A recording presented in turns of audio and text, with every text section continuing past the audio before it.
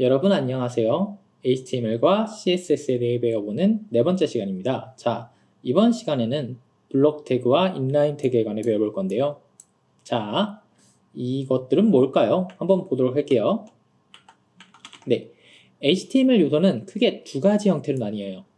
그래서 화면 영역을 차지하는 형태가 있는데 이 형태에 따라서 블록 태그 그리고 인라인 태그로 나뉘게 되고요. 이 블록 태그의 핵심은 상위 요소의 너비에 맞게 넓이를 차지한다는 거예요. 그래서 어떤 이렇게 웹페이지가 있으면 이 안에 상위 요소가 하나 있다고 할게요. 이 상위 요소 안에 이 상위 요소 안에 블락 태그를 집어넣을게요. 블락 태그를 집어넣으면 블락 태그는 이 상위 요소의 넓이만큼 넓이를 차지하게 돼요. 이런 식으로 넓이가 딱 결정이 되고요. 상위 요소에 따라서 이 인라인 태그는 핵심이 태그의 내용에 맞춰서 너비가 결정돼요. 그래서 보시면은 이런 식으로 상위 요소가 있으면 이 안에 인라인 태그를 집어넣잖아요. 그러면은 인라인 태그는 자기 자신의 넓이만큼만 상위 요소의 너비가 몇이 됐건 자기 자신의 넓이만큼만 이렇게 차지하게 돼요. 이게 인라인 태그와 블락 태그의 핵심이고요. 블락 태그를 일반 요소에 그렇죠? HTML 빈 요소에 딱 집어넣게 되면 블락 태그는 보통 이렇게 한 줄 차지해요. 한 줄을 차지하고 너비가 정해진 디폴트 이렇게 하이트만큼 차지하게 되고요. 상위 요소에 따라서 그렇죠. 모든 결정되는 거예요. 그렇죠? 인라인 태그는 집어넣게 되면 자기 자신의 넓이만큼만 매우 중요한 개념이니까 이거는 외우고 가셔도 될 것 같아요. 블락 태그는 상위 요소의 너비에 맞게 넓이를 차지한다. 인라인 태그는 자기 자신의 크기만큼 넓이를 차지한다.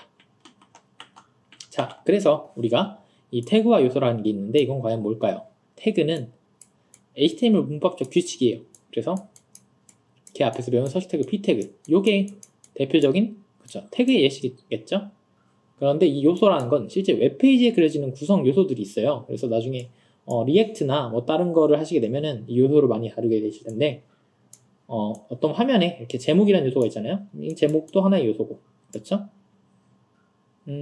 또 하나 뭐가 있을까요?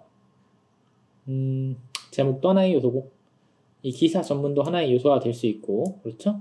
보통은 하나의 HTML 태그가 웹페이지 요소에 1대1로 연결이 된대요. 사실, 이거는 어떤 요소가 있으면 큰 요소, 제목 같은 거는 1대1로 연결이 될 수가 있는데, 요소를 크게 볼 수 있거든요. 예를 들어서 여러 가지, 예를 들어서 메뉴바를 예를 들게요. 부터나 밑에 있는 메뉴바 같은 경우는 이것도 하나의 큰 요소가 될 수 있거든요. 이 요소를 작게 나중에 쪼개는 거예요. 그래서 그런 식으로 보통 개발을 하는데 보통 이제 요소와 태그는 문법적인 것이냐 아니면 화면상에 들어가는 어떤 구성하는 최소 단위냐 그런 식으로 나뉘고요. 이 요소의 단위는 사실 개발자가 정의하는 거에 따라서 조금씩 달라질 수 있습니다. 하지만 요소의 최소 단위도 보통은 하나의 HTML 태그를 요소로 구분할 수도 있고 여러 개를 합쳐서 요소로 구분할 수도 있고 이런 식으로 하는 거예요. 그래서 이게 지금 조금 이해하시기 어려울 수 있는데 이거는 나중에 직접 개발을 하시면서 머릿속에 딱 정립이 되실 거예요. 그래서 이 부분은 딱히 지금 암기를 안 하고 넘어가셔도 괜찮습니다. 그래서 이 블락 요소라는 걸 먼저 볼게요. 블락이란 건 뭘까요? 블락은 이 하나의 넓이만큼 상위 요소의 너비만큼 아까 넓이를 찾았다고 말씀드렸죠. 화면의 레이아웃을 짤 때 사용하고요. 나중에 저희가 이 CSS라는 꾸며주는 문법을 배울 건데 이거를 딱 사용해서 화면에 보여주는 걸 완성하는 거예요. 그래서 블락의 대표적인 요소는 div 태그가 있고요. 그렇죠? 이 div 태그 아래로 여러 가지 태그가 이렇게 파생되어 있어요. 섹션 태그도 있고, 아티클 태그도 있고, 헤더 태그도 있고, 부터 태그도 있는데,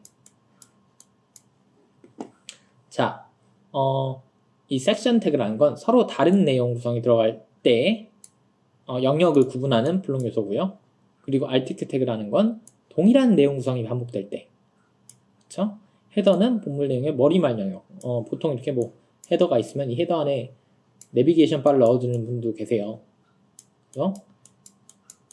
그리고 부터에는 회사 소개나 정보, 전화번호 이런 게 많이 들어가죠. 이런 식으로 구성을 많이 하고요.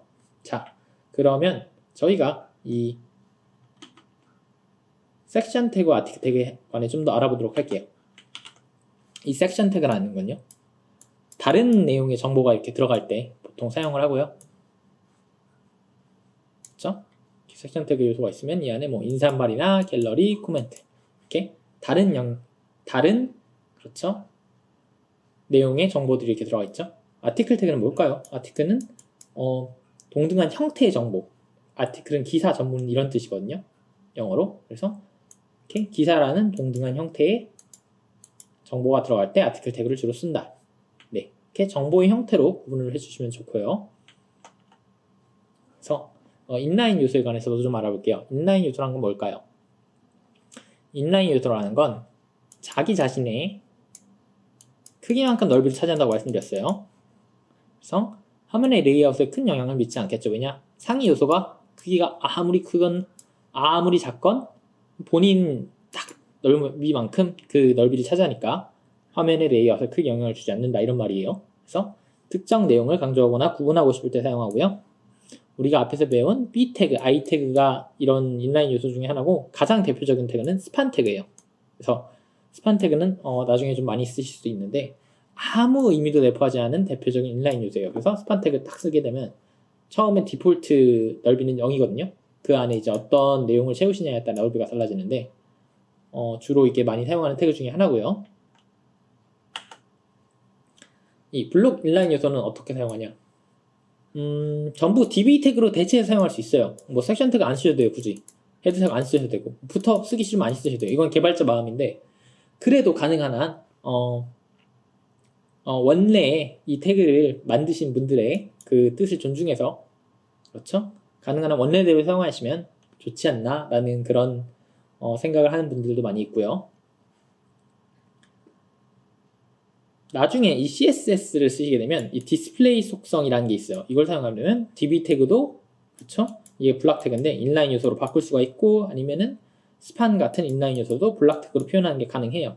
하지만 이것도 가능하면 기본 형태에 맞게 사용하는 것을 권장하는 편입니다. 그래서 전부 다 기본 형태에 관해 사용하는 걸 권장을 드리지만, 그래도 나중에 개발을 하시다 보면 자기만의 어떤 코딩 스타일이 정립되실 건데, 나중에 또 그거를 잘 기본기를 알고 있는 상태에서 정립하시는 거랑 아닌 거랑 다르니까 지금은 가능한 한 원래 형태에 맞게 사용하는 걸 권장을 드리고요.